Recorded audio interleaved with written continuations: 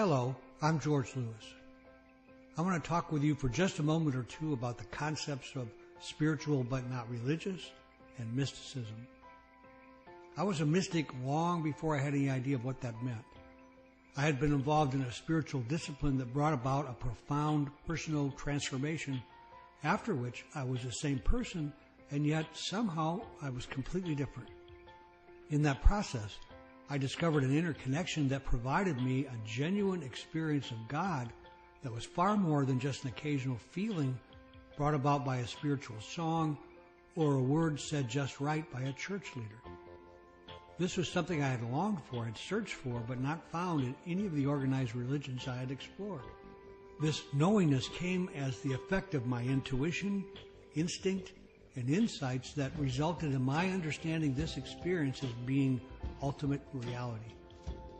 Yet even with this private clarity, I'm unable to define my experience in a way that I can share intelligibly with those who have not had a similar experience. However, I did come to know that my encounter represents a true definition of mysticism, an indescribable knowingness of an inner connection with the divine. That knowingness is at the core of all definitions of mysticism. Mystics come in every religious flavor. There are Zen Buddhists, Kabbalistic Jews, Catholic contemplatives, Muslim Sufis, Taoists, Christian Quakers, Vedanta and Kashmir Shaivism within Hinduism, 12-step mystics from the various recovery programs. There are even Protestants who, although unaware that their roots lie in Lutheran mysticism, that are mystics.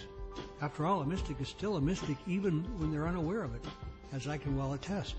Mysticism is the strand that unites all religions and the relationship that eventually ends all wars. Mysticism and the idea of spirituality have much in common. Spirituality may actually constitute the core of mysticism. Ask someone who claims to be spiritual but not religious to define his or her spirituality, and most will have a similar difficulty to mine in defining spirituality and mysticism. Most will claim an indefinable inner knowingness of God within. If you consider yourself spiritual but not religious, and having difficulty explaining what that means, you too may be a mystic.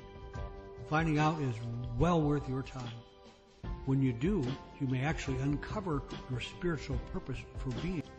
Of course, if you already know that you are, please join us for a genuine experience with like minds in a loving community.